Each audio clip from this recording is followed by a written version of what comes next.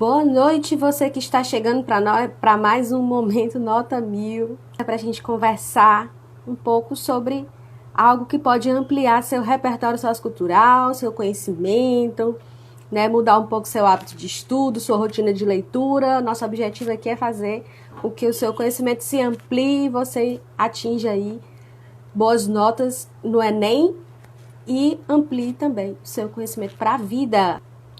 Hoje nós vamos falar sobre o conto Felicidade Clandestina, da Clarice Lispector. Né? Nossa autora, talvez a nossa autora de literatura brasileira mais consagrada, né? Mulher mais conhecida da literatura brasileira, talvez seja Clarice Lispector. Então é interessante a gente estar em contato aí com uma obra dela. E esse conto é curtinho, traz bem as características da obra da Clarice.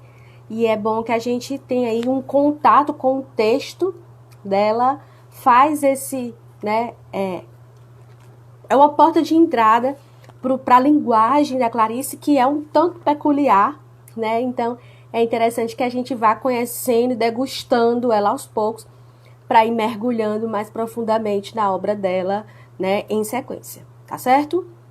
Então acho que a gente já pode começar, né? Sejam bem-vindos, nosso Momento Nota 1000. Pessoal, quem teve acesso ao conto, né, nós colocamos aí disponível no nosso canal no Telegram esses dias. Ele é um conto muito curtinho. Ele é o conto que abre o livro de mesmo nome, Felicidade Clandestina, que foi publicado em 1971. A Clarice, ela tem uma história bastante particular. Eu vou dar uma pequena introdução aqui para vocês sobre a vida dela, porque a gente conhecer a vida da autora aqui diz muito pra gente, principalmente no que diz respeito ao próprio entendimento do enredo desse conto, Felicidade Clandestina. Então é muito interessante que a gente tenha aí um pouco da vida do autor para mergulhar melhor na obra dele, tá? Então, a Clarice, ela não é brasileira, ela é ucraniana, porém, ela veio pro Brasil, a família veio pro Brasil quando ela era bebezinha, tinha apenas 2 meses de idade, e eles se estabeleceram no Recife, em Pernambuco. Então, ela foi criada aqui no Nordeste, foi criada em Pernambuco. Ela foi para o Rio de Janeiro um pouco depois da morte da mãe, e ela começou a estudar Direito lá. Ela se formou em Direito, ela casou com um diplomata, e ela passou muitos anos fora do Brasil. Ela morou em algumas cidades da Europa, morou nos Estados Unidos também um período. E durante todo esse tempo, tanto o tempo que ela estava em Recife, como o tempo que ela estava no Rio, como o tempo que ela estava no exterior, ela era uma autora muito prolífica, ela escrevia muito. A Clarice, ela ela tinha um temperamento melancólico, então a forma como ela conseguia se expressar era através da literatura. Tem uma entrevista dela, que inclusive é do ano que ela morreu em 1977. Você encontra fácil no YouTube essa entrevista dela, e o entrevistador pergunta assim, como era a jovem Clarice, né? Por que ela escrevia? E ela falava assim, porque ela não conseguia se conter. Mais ou menos assim, com essas palavras, né? Não é bem isso que ela fala. Mas eram pensamentos caóticos, ela fala isso, né? Era uma escrita caótica, porque o objetivo era colocar para fora. E a Clarice, ela vai então introduzir na literatura brasileira um estilo de escrita que é único dela. Eu posso estar enganada, mas eu acho que não tem outro autor de literatura brasileira que tenha feito o mesmo que ela fez, que foi trazer para a literatura brasileira o fluxo de consciência, a epifania, a escrita intimista. Eu vou já explicar esses 3 conceitos para vocês, mas eu quero que vocês compreendam de antemão que esse tipo de escrita, essa característica, ela era muito forte lá fora, né? Clarice escreveu, né, o que trouxe para o Brasil e colocou numa roupagem muito dela. Não é uma cópia, é muito dela, mas era algo que já estava sendo feito lá fora por grandes escritores como Virginia Woolf e James Joyce, né? Que é o quê? A história praticamente não tem uma ação, né? A gente tem, se você for ver o enredo pelo enredo em si, é uma coisinha muito curta, é uma coisinha assim, às vezes até insignificante, o porquê daquela história.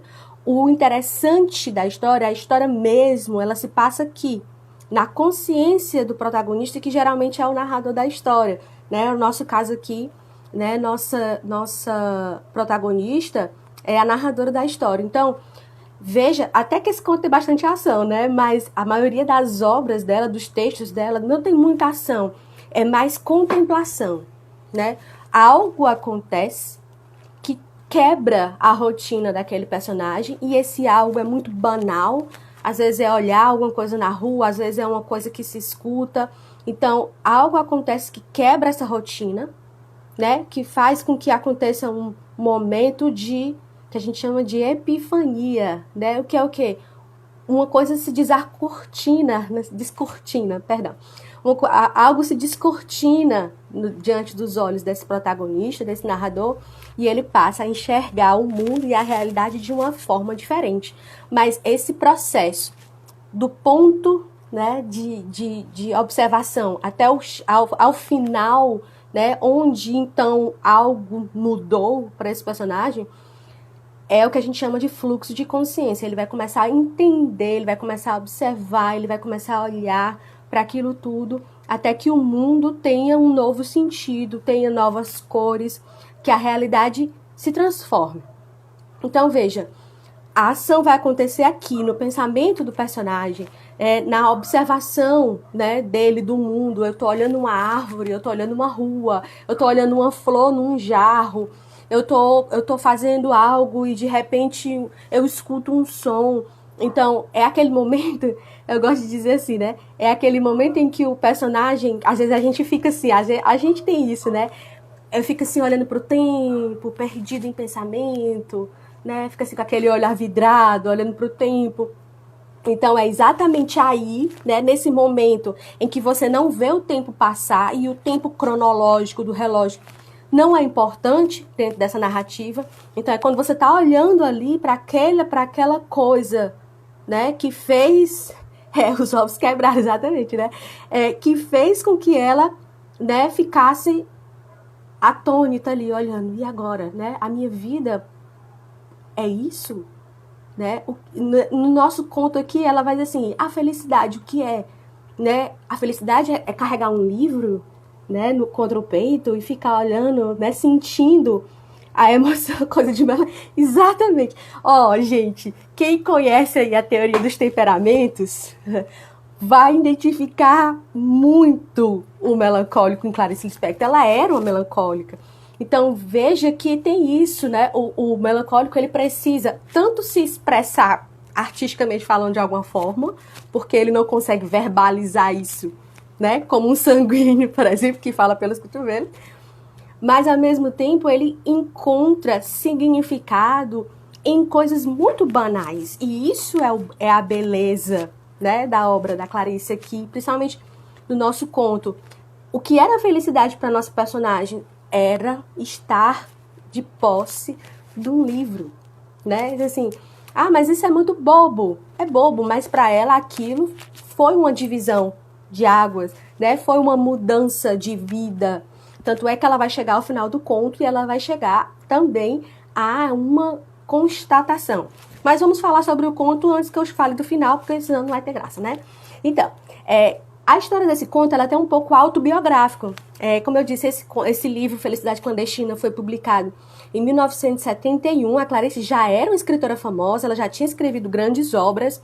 Inclusive, tem uma grande obra dela, né, que é o auge dessa prosa intimista, como eu expliquei para vocês, desse fluxo de consciência, daquilo que acontece internamente. Não é o externo que faz diferença, mas sim o que está acontecendo aqui dentro. Então, a maior, assim, uma grande obra dela, que é A Paixão Segundo o GH, já tinha sido publicada, ela publicou em 64. Então, Felicidade Clandestina é um livro de contos.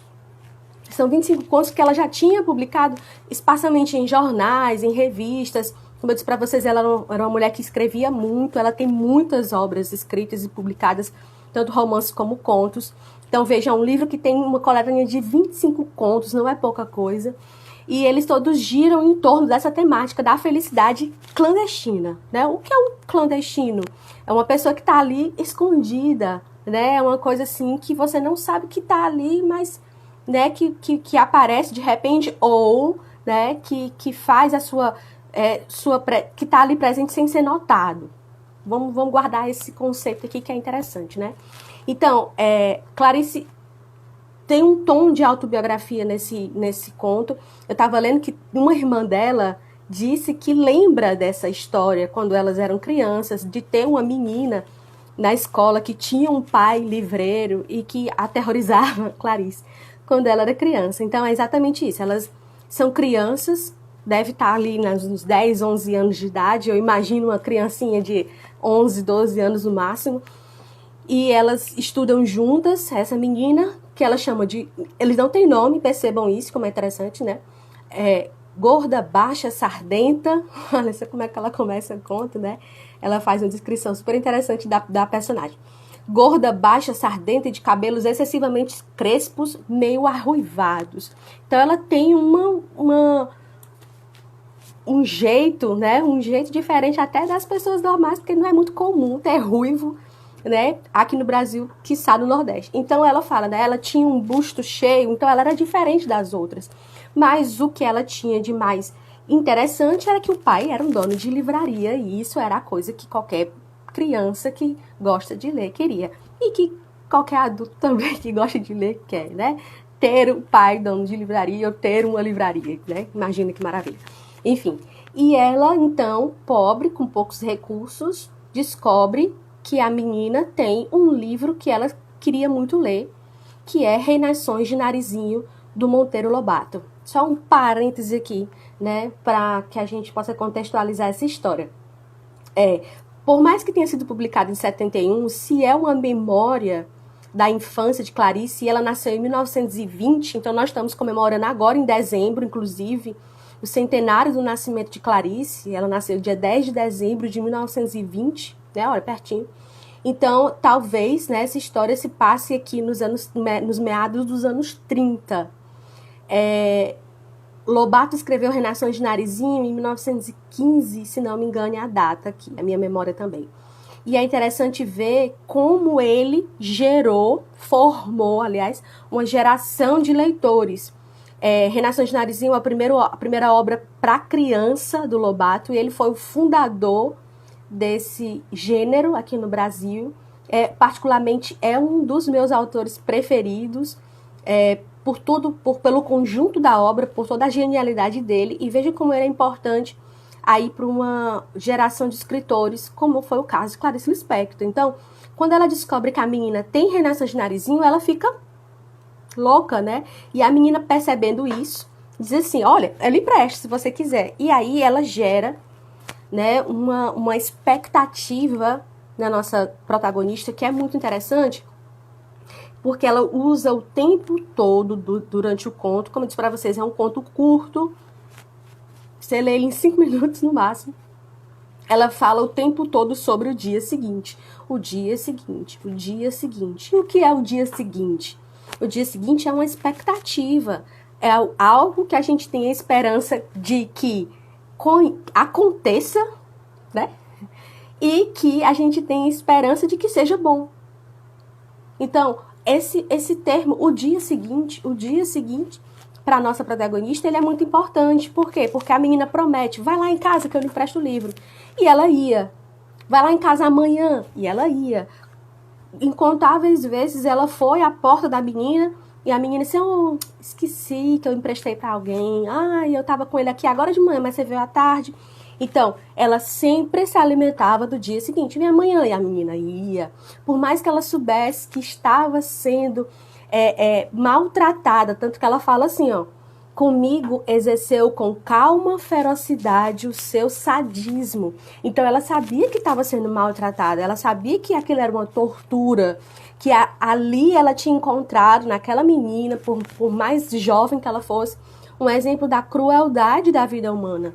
Mas mesmo assim ela conseguiu submetê-la, né, nessa crueldade. Ela sabia, se essa menina não é boa, ela tá fazendo hora com a minha cara, mas mesmo assim, eu tenho esperança que o dia seguinte vai ser melhor e ela vai me emprestar o livro. Então, incontáveis vezes ela foi lá, sempre esperando por esse dia seguinte, até que um dia, né, a mãe da menina encontrou ela na porta e disse assim, o que é que tá acontecendo aqui, né? E ela, então, com poucas palavras, né, um pouco gaga, sem saber o que dizer, ela conseguiu se fazer entender. E a mãe da menina disse assim, não, isso aqui é mentira, né? Você tá com um livro aqui em casa, assim, que eu vi e você não fez nem questão de ler. Pode pegar e trazer pra menina aqui, pra sua coleguinha. E olhe, pode ficar com o livro o tempo que você quiser. Oh, rapaz, né? Foi a glória para essa menina. Por quê? Porque era melhor, ela até diz assim, melhor até do que me dar o livro, era dizer que eu podia ficar com ele o tempo que eu quisesse. Então, veja que ela até diz assim, né? Acho tão interessante, é bonitinho até a cena que ela fala assim, que ela costumava andar saltitando, né? Vocês já viram criança que anda assim, né, dando uns pulinhos?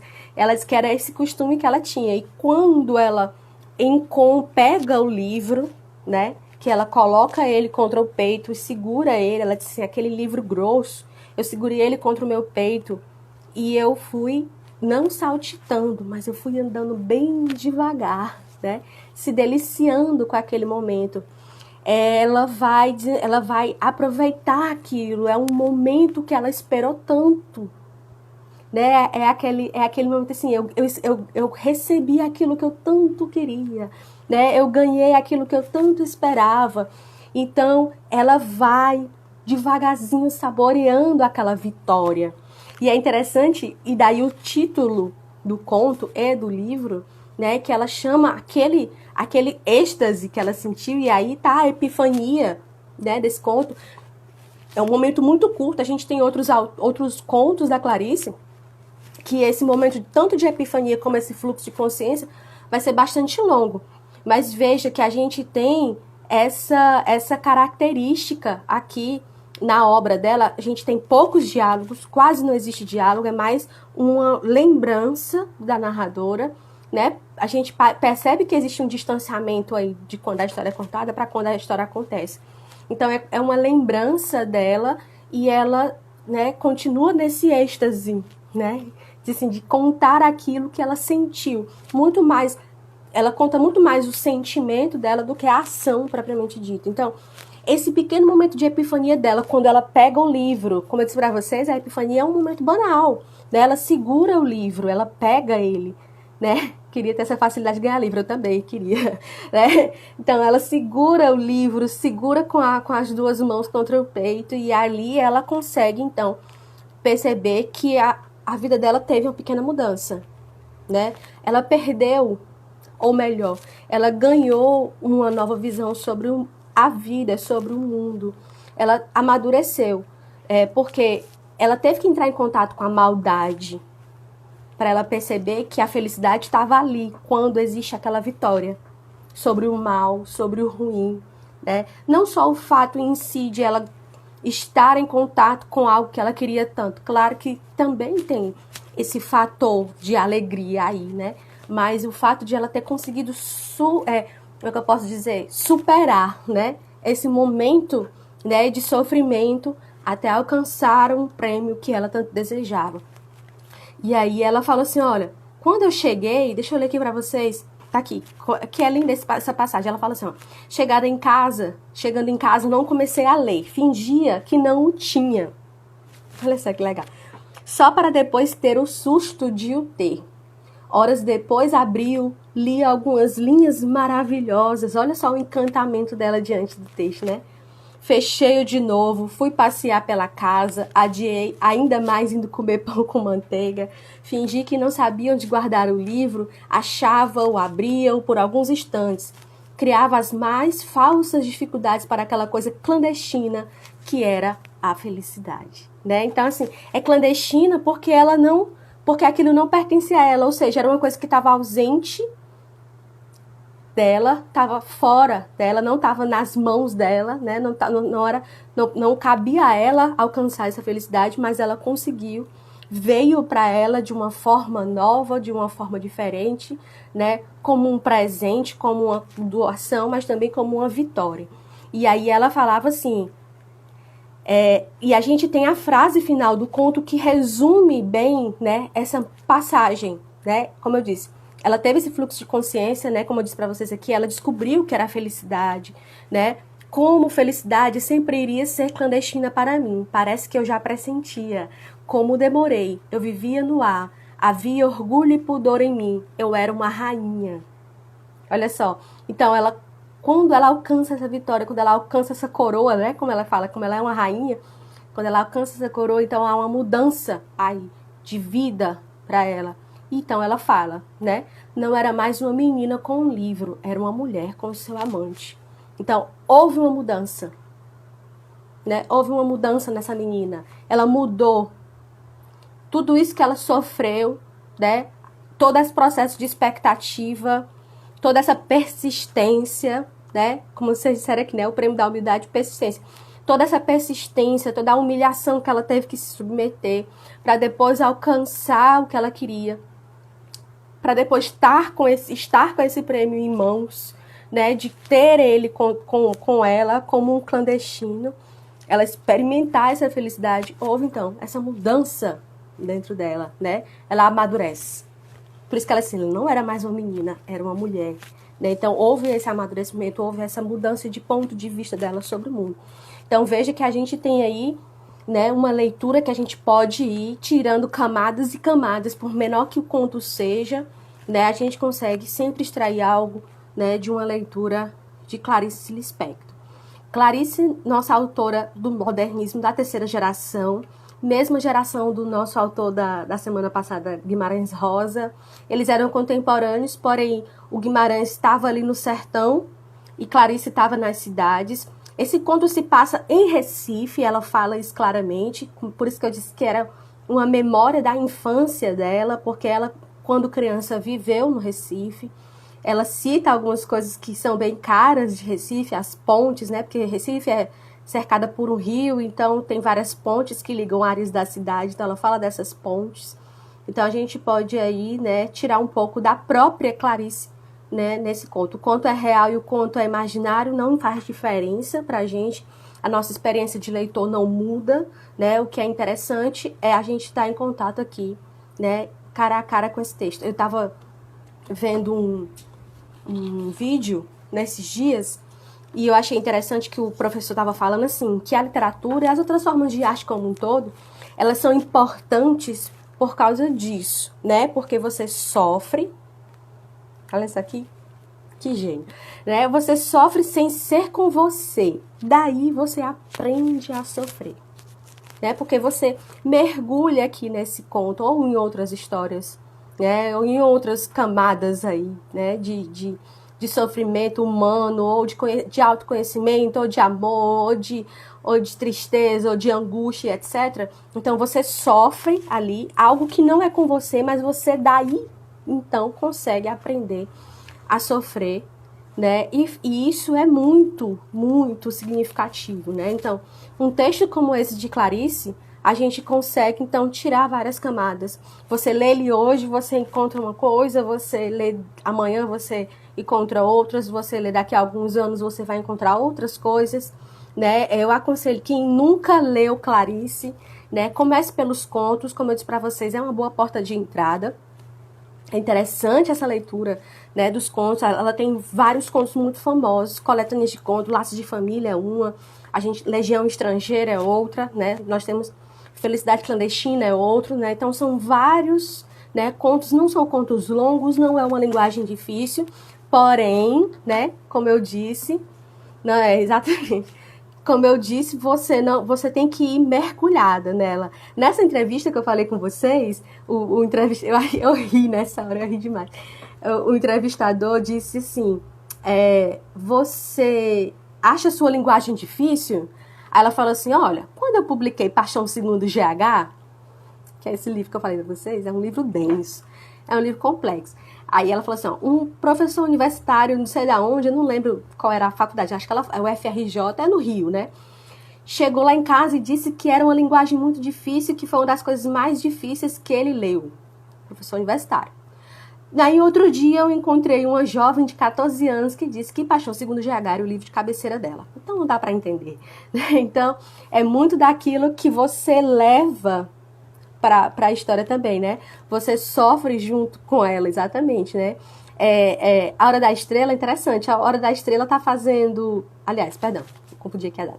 A Hora da Estrela é o último romance dela e é uma história... A sua cabeça faz assim, ó, pum, né? Quando você lê. Mas é muito importante você, como leitor, né, ter contato com um texto, né, que faz você sair um pouco da casinha, né? Tira um pouco a sua cabeça daquilo que é banal e trivial, embora tenha muito de banal e trivial na obra de Clarice. Então, fica aí a dica, né? Clarice Lispector, nossa grande escritora da literatura brasileira, modernismo. Ela morreu em 1977, mesmo ano de publicação, né, de Hora da Estrela. Está completando 100 anos do seu nascimento agora, daqui a alguns dias, 10 de dezembro de 2020, completamos aí 100 anos da obra do nascimento dela. Vocês vão com certeza ver muita coisa a respeito desse centenário, muito importante para a literatura brasileira, muito significativo para a literatura brasileira, tudo que Clarice representa para a nossa literatura, tudo que ela é, né, os personagens dela, mesmo esses como nosso conto aqui, que não tem nome, mas que expressam muito da nossa vida, do nosso sentimento, da nossa cabeça, né, daquilo que a gente, do cotidiano, né, não importa se, mesma coisa que a gente falou na semana passada sobre Rosa, né, não importa se é no campo ou na cidade, a história se passa aqui no interior do personagem, essa prosa intimista de 45 aí no pós-guerra, é muito importante para a gente entender, né, o mundo, como o mundo se configurou pós Segunda Guerra Mundial e como isso impactou a literatura no mundo, e a gente está vendo esse impacto também aqui na nossa literatura brasileira. A gente viu com Rosa, tá vendo com Clarice, é muito significativo isso, tá certo? Gente, alguma pergunta? Façam aí, o espaço está aberto para vocês perguntarem. Tem uma pergunta aqui, peraí, deixa eu ver se eu consigo abrir, gente. Perdão, que eu sou meio amarrada. Clarice Lispector era esquerdista? Não sei dizer. Porque, assim, não era uma coisa que tinha uma como é que eu posso dizer? Presença na literatura dela. Como eu disse, o que era o enredo era o que estava acontecendo dentro da personagem. O mundo fora, ele era só uma desculpa, né, para que aquela ação acontecesse em algum lugar, mas na verdade estava aqui dentro. Então, saber, assim, postura ideológica, até onde eu sei, né, posso depois verificar essa informação e dizer, ela não manifestou, assim, abertamente não. Como eu disse para você, ela morou um tempo fora, na Europa, nos Estados Unidos, né, ela foi casada com um diplomata, teve dois filhos com ele, se divorciou um tempo depois, mas, assim, algo relação dela com política externa e tal, é complicado a gente dizer assim abertamente. Tema de redação que poderia ser usado esse conto como repertório. Eu acho, assim, que... Boa pergunta. Mas, assim, veja que a gente fala um pouco sobre as relações humanas aqui, né? Assim, na questão da maldade, a questão da bondade, a questão da resiliência, né? A forma como de um aspecto um pouco mais social aqui, né? O envolvimento das crianças com a leitura, que hoje em dia é muito pouco explorado, né? Veja a paixão que a personagem tem pelo livro, né? Ela disse assim, ela fala, né, que era algo que toda criança que gostava, devoradora de histórias, gostaria de ter, um pai dono de livraria. Então, será que isso hoje, né, é o que toda criança gostaria, né? Então, né, complicado da gente fazer essa análise, né, no nosso mundo no século XXI aqui, distante poucos anos até da publicação desse livro, né, 40 e poucos anos. Então, veja como essas décadas aí foram significativas para mudar esse olhar sobre a infância, sobre o gosto pela leitura, sobre o incentivo à leitura. Então, eu acho que seria uma abordagem interessante falar essa diferença de gerações, né, de leitores, que a gente teve no Brasil uma grande produção literária e uma paixão pela literatura explorada desde cedo, né, nas crianças, e hoje em dia né? Isso está sendo muito pouco usado, abordado, falado, etc. Então, eu acho que é interessante, poderia ser um bom repertório para esse tipo de tema. Você vai disponibilizar algum tema no canal do Telegram? Sim, gente, ó, nosso canal do Telegram, clica aqui no link da bio, né? A gente tem um canal no Telegram disponível para você, gratuitamente. Lá nós disponibilizamos temas de redação, folha de redação, um cronograma de estudo. Não esqueça também de assinar nosso canal no YouTube. A gente está sempre colocando aulas lá, disponibilizando. A gente tem várias aulas, inclusive uma aula de repertório sociocultural, que tem uma aula específica para literatura, como você pode abordar livros na redação. Então, se inscreva também no nosso canal no YouTube. A gente está colocando toda semana conteúdo lá para vocês, tá bom? E se vocês quiserem sugerir algum tema, algum texto, algum título que vocês queiram que eu traga aqui para vocês, também pode sugerir, manda um direct e tudo mais, tá bom, gente? Então, boa noite, tchau, tchau.